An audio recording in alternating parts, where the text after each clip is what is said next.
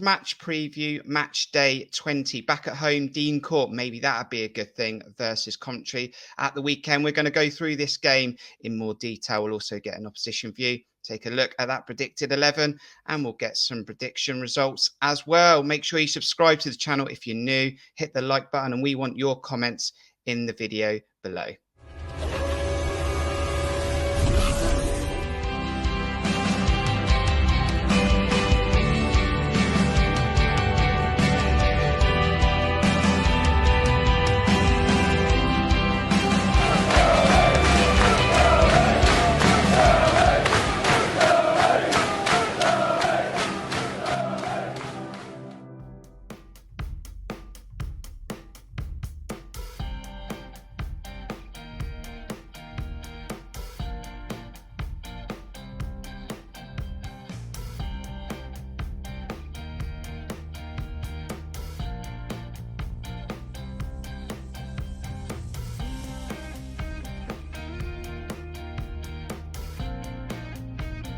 Day after, the night before, one of the 1,500 Cherries fans that went to Millwall. Aaron, joining me on this match preview. How are you doing?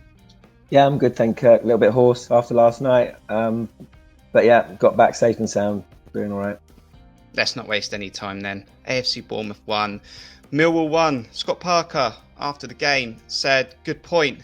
Disappointed in spells. Thought we did well in the first half, but only had one goal and one shot on target. To match that comment, said the second half was poor. That's two poor second halves now against Derby and Millwall. Thoughts on that 1-1 draw? Yeah, look, I mean, there's different ways to look at it, isn't it? It's frustrating. We're well below the levels that we've set for ourselves this season. In the last couple of games, and obviously Preston as well. So Swansea thrown in the middle there was a good performance. And, but having said that, Millwall have lost only 4 games all season. The only teams have lost less games than Millwall are Bournemouth and Fulham. So they're hard to beat, especially on a night game away with several players missing. So I don't think it's a bad point per se. I think, certainly with other results around us also, Fulham not beating Derby and West Brom not beating Blackpool, Coventry not winning and Stoke losing. So, we haven't lost any ground. I think it's more the performance, which is slightly worrying, but there's a slight trend setting in. We're not looking as creative as we have been. And again, obviously not defensively as solid, but obviously, as we say, that there are reasons for that with players that are missing. Like you said there, when we were 1-0 up and it didn't look like we were going to go into the half-time break with the lead, but we did in that second half. I'm trying to think of chances we really created before the equaliser from Millwall. It was mainly that Dom Solanke chance where he couldn't get out at his feet, left foot blocked by the defender, and Ryan Christie did pick up pockets, but Ryan Christie's not completely in form at the moment, although he's our top assist maker, and he still needs to find that goal for the Cherries. Yeah, I mean, I think our best spell of the game arguably was probably the 10 minutes after half time. The game seemed to open up a little bit. We did find pockets of space, Christie especially, and we were, pressing more intensely and winning that ball back, and it was a really good start to the second half. As you say, Christie, it's just if he could finish and shoot brilliantly, then he'd be literally the complete player, wouldn't he? It's funny because we obviously bought him to play centrally. I think that was his main role, and he's certainly great in that position. But we kind of missed him on that right hand side where he's been so good for us as well. So that's kind of he's obviously got used to that position. But as with Billing on Sunday, everyone's due a slightly bad game. He's been so good for us, consistent for us. So I'm not going to hold that against Ryan Christie last night. He certainly wasn't any worse than a lot of players out there. But yeah, after that, it was all Millwall really. We didn't really create any chances. And after they scored, for me, there was only going to be really one team that was going to win it, and it was going to be them. So when they equalised with sort of 20 minutes to go, last 15, saying to people around me, I think I would take a draw right now because I just think, it's important not to lose 2 in a row. We obviously want to keep that, only losing 2 games all season, come away with a point, especially with other results, and get out of there with a draw, which we did in the end with some of heroic defending, probably more so by Jefferson Lerma, who dropped into a back 3 towards the end. So yeah, look, they're no mugs, Millwall. They're just outside the playoffs. As I said, they're hard to beat. Result-wise, not the end of the world. Still got an 8-point gap. Just a bit worrying that we are on a bit of a downer performance-wise, but hopefully we can turn that around. going to take a look at those predicted lineups in the video later on. There was a concern at the start of the game when those centre-backs that we have in position with no Lloyd Kelly, would they get exposed from pace? And they sort of did in the second half. And I had a concern that Millwall have scored 12 out of their 18 goals this season in the second half. And AFCB was always going to be in and wanting to try and get a goal against the Cherries, and he did. But we did get exposed for pace, especially in the goal. Yeah, look, Lloyd Kelly is our pace at the back. In the centre half position, he's recovered, made so many recovery runs throughout the season to get back and block and to cut attacks off. So we missed him against Derby, and we certainly missed him tonight because Millwall's second half tactic was to launch the ball over the top. That was where it's going to hurt us, and quite often Meps and Gary Cahill got caught out. And obviously for the goal, Phobie got the other side of Gary Cahill. I think experience-wise, he knew not to bring him down because we would have been left with 10 men on the pitch. In that situation, you let him go through. Hopefully he'll miss, or Travs will make a save, but you keep 11 men on the pitch. So I think it's probably the right decision not to bring him down. But it was a good finish from Bennick. But yeah, it's a lack of pace at the moment, severe lack of pace at that centre-half position, and teams are exploiting it. And the sooner we get Kelly back, the better. Obviously, we're missing Jay-Z as well. We're missing Adam Smith in the back positions. But for me, the real telling absence is Lloyd Kelly, and we need to get him back as soon as possible. It looks based on Jacob Tanswell's comments and speaking to Scott after the game, it doesn't sound like a long-term injury at all, which is really good news. He says probably, and in quote marks, not available for the weekend, so I assume he won't be, but hopefully that means he could be available for Fulham. So the good news is that we shouldn't be too much longer without Lloyd coming back. Looking ahead to the team that we are playing on Saturday then in Coventry City, they're having a very, very good season with 31 points, and they are a team not to be taken lightly. What are you expecting from that Coventry City side that do have goals and playmakers in their side? Yeah, well, they're this season's Barnsley, aren't they? Surprise package. I think I tipped them not to go down, but I tipped them to be, just above the relegation zone. They're not a soft touch. Coventry, kind of last season when they first came up, liked to play nice football, but didn't really stick in there, and a bit not really a physical team. I think they've strengthened a bit this season. As you say, they've got a lot of attacking talent. They will cause us problems. Again, I'm hoping that will play into our hands. We struggled against Derby and Millwall, who sat very, very deep, playing 5 across the back, as did Preston as well. And we do struggle, and that's a different story for another day about trying to create in those situations. But I'm hoping that Coventry, like Swansea did, come and play. So they will cause us problems without a doubt, as Swansea did. So we have to be on our guard. But we know at home with our attacking 6 that we really could cause them problems. So I'm hopeful and looking for an open game where it's not too exposed, but there is space for us to create, which we haven't been able to do much in the last couple of games. So I'm expecting them to come at us. I think they've got nothing to lose. I don't think that they'll come and sort of really, obviously they'll be happy for a point, but I don't think they'll come and play for a point as such. But they're going to cause us problems. They've got, as you say, really attacking players all over the pitch, flair players, goal scorers, and players who can really hurt us. Coventry City also go into this game off the back of a draw, and at this part of the preview it's time for our opposition view, and I caught up with Coventry City fan Tom Ward.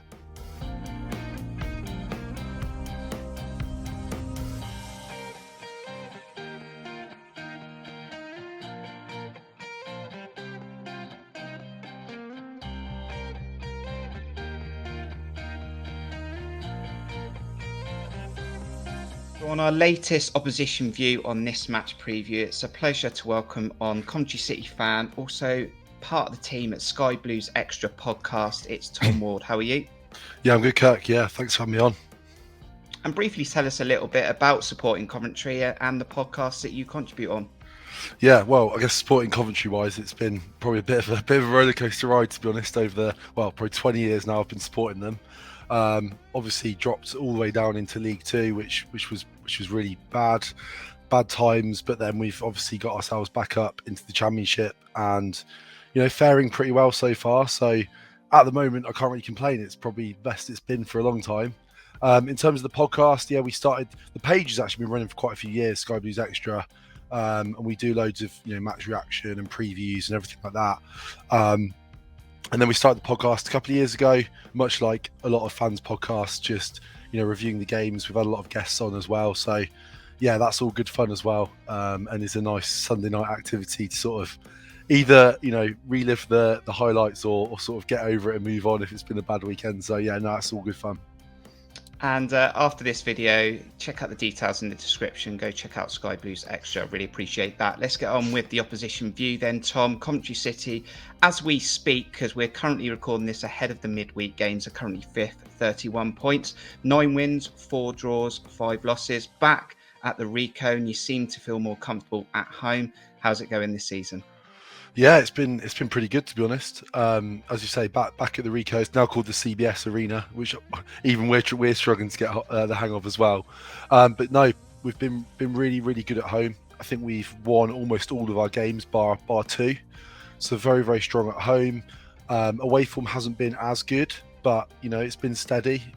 Drawing a few games. We're picking up a little bit. We did beat Hull away the other week, but I think overall it's been a really strong start. I think we didn't really expect to be in the top 6, to be honest, at this stage. There's been some hairy moments. We lost 5-0 to Luton, and we thought, well, maybe that's our bubble bursting. But then we bounced back really well from that. So, no, it's been a good start to the season. Whether we'll be up there for the duration, who knows? But we'll see how we go. I was going to say, what were you expecting at the start of the season? I mean, Mark Robins had over 200 games in charge at Coventry now. What's the difference this season compared to last season? Yeah, it's a good question, because we didn't make a drastic number of signings. I think Mark Robins is very good at just getting the best out of every single player, and everyone that we had last season has pushed on again. Players like O'Hare, like Hamer in our midfield have just pushed on another level. Even players like Cherries, who we had on loan and made permanent, he's just come on massively since last season. And then in certain areas of the pitch, he's just signed, really well where he has. So got a new goalkeeper in Simon Moore. He's been absolutely superb for us. Made another absolute world-class save on Saturday to keep us in the game. So yeah, it's always hard to kind of pinpoint how he's doing so well. I think he just fits perfectly as our manager. He's got a really good model with recruitment, etc. And we just see year on year, we just get kind of better and better. And that's just been how it's been for quite a number of years now. So yeah, it's very enjoyable. And as we speak, only 1 loss in 5, I believe. Let's look at the goals that you've scored this season then, Tom. You've got 25 goals. Interesting stat for you. Only 7 in the first half. So it seems that something happens in the changing rooms at halftime and you come out firing, especially when you played now top of the Championship Fulham and beat them 4-1, scoring 4 goals in the second half. Yeah, well, even more mad stat. I don't think we've scored in both halves all season. Right. Which is kind of, I don't know, is that a good thing or a bad thing? It's hard to tell, really, isn't it? Does it mean we wrap games up when we need to? I don't know, but yeah, you're right. It's been mad, really. I mean, I'd love to see how many goals we've scored in added time, actually, because I know there's Reading at home where we scored in the 92nd minute to win the game. Forest, first game of the season as well. Bristol City the other week, we were 2-1 down with 10 men, and we came back and won it in the last minute. So I guess what does that say about us? I suppose we don't sort of give up. We'll always fight till the last minute, and we can clearly turn the game around. So yeah, it'll make it interesting for Saturday, I suppose. You've talked briefly about some of the players. Tell us a little bit more. I mean, looking at the goals, I'm glad you said it earlier on. I'm going to try it as Cherries. He's got 9 goals. Godden is a player that I think you've relied on, especially last season as well. One of your main strikers. He's got 6. Hamer 1. And then I look at Callum O'Hare. I think he struggled with a poor injury, I think, and he's back now. Confirm that to me, though. 3 assists and a player that's definitely I hear about when you listen to Championship podcasts. Yeah, O'Hare's a really good player. I think one of the things that is lacking in his game is goals. He did score his first goal against Bristol City the other week. It was a fantastic finish on the sort of half volley outside the box. But I think he's the sort of player that once he kind of gets firing, there could be no stopping him, and inevitably will probably end up moving on from Coventry, which would be a shame. But he's a very good player. Like you say, Cherries had a really good start to the season. I think he scored 9 in 11 or something and hasn't scored since then. So he's still really impactful within our team, but hasn't been banging the goals away. Matty Godden is probably one of the best finishers we've got at the club. He certainly knows where the goal is. So we've definitely got goals in the team. I'd just like to see your carriers continue his good form. That will push us on, and like you say, with players like O'Hare and Hamer chipping in from midfield as well, that will certainly help our cause. So why can't Coventry City keep it up and potentially stay in the playoffs? What will mean that you fall out of those players? Yeah, I mean, it's difficult. Like, you can make a case either way.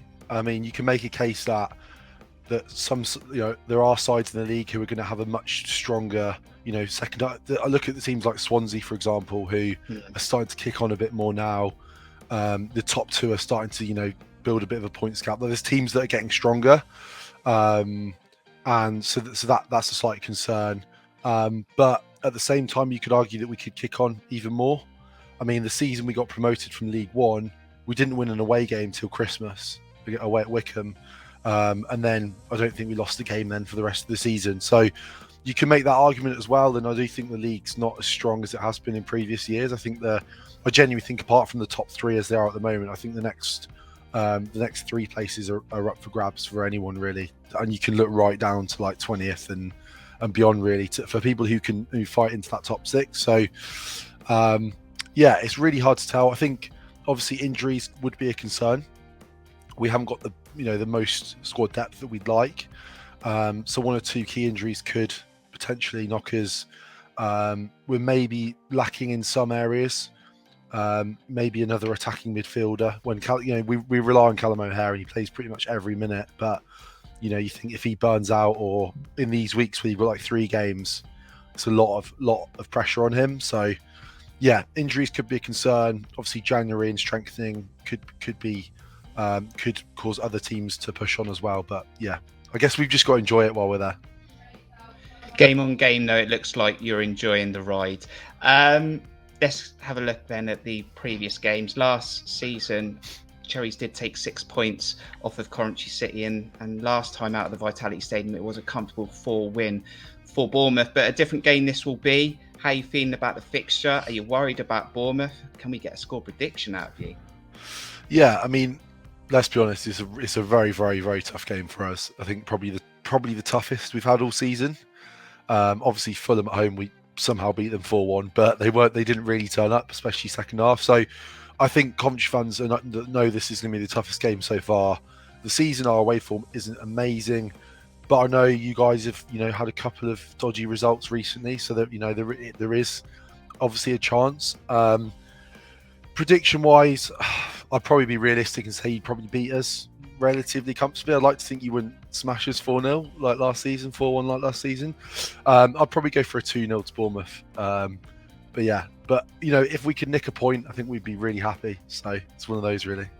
I can't deal with this. I've had so many opposition views where they predicted Bournemouth to win, even on the previous one, and we just lost to Derby. But there we go. Tom, it's been great to have you on. I hope you enjoy the rest of your season. Any content coming up then on Sky Blues Extra that anyone watching this can check out? Yeah, well, we have our weekly podcast. We record every Sunday. It comes out on Mondays. That reviews the last couple of games and looks ahead to the next game or two, depending on what's happening that week. And we're going to be having various guests on the podcast across the season as well. So that's probably your best bet to get all up to date on Coventry. Sounds excellent. Enjoy the game. Hopefully the Cherries will get a result. But thanks for coming on this opposition view on Cherries Red Army. Cheers, Kirk. Thanks for having me.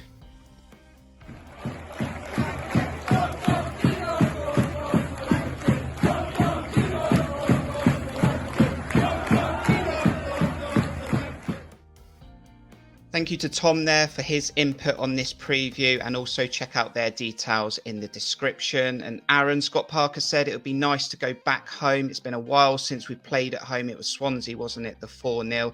Can the home fans lift this squad that is decimated by injuries at the moment? Yeah, it does seem like a long time since that Swansea game with the international break, etc. So it would be nice to get back home. I think it obviously, we're comfortable at home. Preston aside, we've done really well this season. So I'm expecting a reaction back in front of the home fans. As you say, we are decimated by injuries. Phil Billings obviously back from his suspension, which is good news. It doesn't sound like any of the injured parties are going to be available for this weekend. So it's up to our crowd to get behind us and hopefully steer us to 3 points. So you know what time it is then, Aaron? It's time for the predicted 11.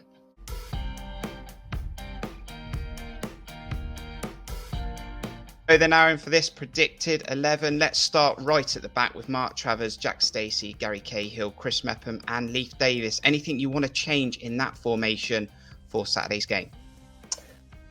No, I mean, there's talk of potentially going to a back three. I don't really wish to see that, certainly at home. There's a question mark over Gary Cahill. He obviously got some studs in the chest from Benik Phobie. Yes, they did manage to obviously complete the game of the last half an hour. But it's just whether it's an impact or whether it's a rib injury. If it's a rib injury, he might be struggling, in which case we've kind of lost potentially our entire first choice back four. But hopefully he'll recover. Hopefully the fact he played on and wasn't in too much agony means he can obviously play. I think the fullbacks obviously pick themselves. Adam Smith and Jay-Z obviously are still out injured. Robbie Brady's not available, so I think those fullbacks pick themselves. One question mark over Meps, potentially, because obviously Ibsen Rossi is now available again. Steve Cook, as we know, is available. I don't see any changes here for this game. I think, Pete fans have questioned whether they should switch sides. Meps is more comfortable on the right, and Gary Cahill's won a lot of top-level games on the left-hand side. But yeah, I think that will be our back four against Coventry on Saturday. I don't think there's much between Meps, Ibsen Rossi and Steve Cook, but it's likely to be that back four. Let's move forward then. It's that CDM role. Is it Lewis Cook? Is it Gavin Kilkenny? Is Ben Pearson fit? Who do you expect to take up that position against Coventry? Yeah, I don't. From the sounds of it, Ben Pearson's minor knock is still a minor knock. He's been missing. He wasn't against Swansea with a minor knock, and he missed the international break. And he missed Derby with a minor knock, and he missed Millwall with a minor knock. So I don't know how minor this minor knock is. But yeah, I mean, it just on Ben Pearson, he's a sort of player on Sunday and on last night that we would love to put on him a 60th minute, while we were winning the game. That's what he's there for. He's the perfect player in those conditions to sit in front of the back four, battle. And I've talked about Lloyd Kelly already, but we didn't half miss Ben Pearson in those two away games. And those injuries are telling. Having said that, I'm not convinced, even if he was fit, that we'd be playing him tomorrow. I still think at home, the bit more creativity with the likes of Lewis Cook and Gavin Kilkenny is probably the way to go. So as Ben Pearson's injured anyway, it's between those two. And it's interesting because obviously, Lewis started on Sunday and Gavin came on 60, and then the game turned and the reverse happened last night. Gavin started, Lewis came on, and then the game turned. It's a 50-50 toss-up. If it's a case of Scott Parker wants to alternate, because of a game only on Wednesday, so 2.5 days in between the matches, you might think Lewis Cook should start this game. But Gavin Kilkenny, again, I still think he's been such a bright spark. I think he's obviously a bit more match fit than Lewis Cook, understandably, but unless Lewis Cook plays matches, he's not going to get match fit. So, do you want to get Lewis up to speed? Because Lewis Cook as its top is a top player. I think he's going to go with Lewis Cook for this game, simply and only, and this is nothing against Gavin Kilkenny, only because he played less of a game on Wednesday night, so a bit fresher. The five ahead of Lewis Cook then is Billing, Lerma, Christie, Anthony, Solanke. Does it pick itself? We need a better performance from Billing in this match, but Marcondes came on with 10 minutes to go against Millwall. Rogers had 3 minutes. Are you expecting that to be what it is? Yeah, I would think so. And that front five, as I like to call them, is our regular front five. So, Jeff Lerma can go obviously up and down. But yeah, the Solanke, Anthony, Christie, Billing kind of quartet, that's what's got us all our success this season. So there's no excuses there. The injuries at the back and in midfield might be hampering us. But going forward, now that Billing's back from suspension, although he didn't have a great game against Derby, we missed him last night, there's no excuses there. So, that's the attacking quartet with Jeff buzzing in and around them that have really done well for us this season. Christie back on the right-hand side where, even though he wasn't potentially bought for that position, I think that's clearly where he's making the best effect at the moment. Jayden Nancy didn't have the best of his games. Again, it was difficult. Maybe, that partnership with Jay-Z really did help him as well. So he's losing out a bit through that. But yeah, I don't expect any. I think that will clearly be that front five, yeah. Big question. You're locking that lineup in for Coventry City match day 20. I am, yeah. For me, that's what the lineup's going to be. And that is our predicted 11 versus Coventry on Saturday. Do you agree? Disagree? Let us know in the comments. And who would you pick if you don't agree?